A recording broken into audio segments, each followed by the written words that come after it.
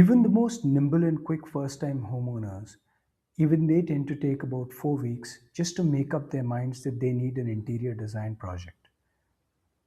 Now, even after that, they don't go to you, to your company, but instead they tend to go to Pinterest or Instagram or YouTube.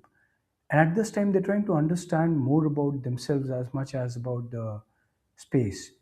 They're trying to discover what they like, what they don't like, what their desires are for their house to look like. What do they want to manage? What are the core use cases that can be brought about? And this research process can last anywhere from 3 months to 6 months. And every day they're spending 45 minutes to 90 minutes just refreshing their feeds and discovering more and more new trends, new materials, value, all of that good stuff. In fact, millennials and Gen Z, who make up a vast majority of first time homeowners group, their share is only increasing. I wish I could say that it stops there and post this research. You become their primary source, their oracle for all matters that relate to taste, to value, to economics, to trends. But during the research phase, they train the algorithms on Instagram, on Pinterest, on YouTube, that this is the content they like, and that's the content that continues to be served to them. To keep them engaged, this is what they constantly see. And over time, because sameness and the preponderance of it brings about boredom, so therefore they start to explore newer things and newer things. And eventually they start to discover other trends that they like, perhaps more, because by now they're bored of the previous trend. And this continues all the way from design, review, post your discussions into execution, and even sometimes towards the latter end of execution. How bad is this trend? During design, you'll see changes on very fundamental factors up to 3 times out of every 4 projects. So that's at 75%. During review, the number drops to about 50, 55%.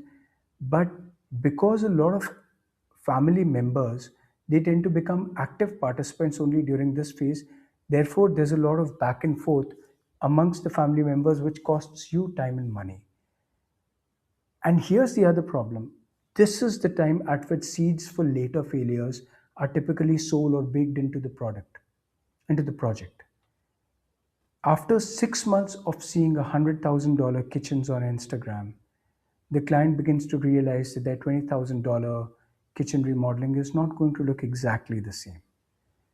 The discontentment isn't always with you, it's with the gap between the algorithmic fantasy and the financial or the practical reality. Speaking of execution and post execution, regret at this stage directly impacts the referrals, which are lifeblood of your business. 60% of business across the industry for any player tends to come from referrals.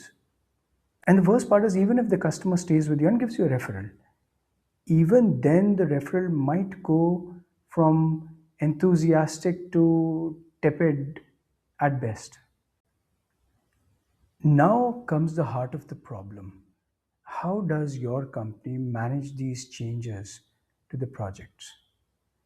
Changes, why do they happen? They tend to happen because of a curious mixture of desires and fears on part of the homeowner. There's this three-step framework that most industry oracles, the leaders in our industry, tend to use. These are designed to provide interventions at the right time to the client so that we can rein in their impulses, their changing desires, their ever present fears. And the first step or the first phase of this framework is grounding. We need to help the client ground his instincts into a rational, preferably ranked series of fears or desires or priorities, right? From the very starting, from the lead stage itself, you must ask the client what is the core fundamental problem that they're trying to solve. Is it aesthetics? Is it bragging rights? Is it attaining everything but budget is the core problem or the fear? Is it long-term maintainability, longevity of the product? Is it something else entirely? And then what is the priority order if there are more than one fundamentals? At this point, customers have a tendency to give relatively vague answers. They would say, hey, I just like the sun and I want as much sun as possible in my house. Or they might say, I want a music room. Or they might even say that I want the kitchen to be modular and have a lot of storage.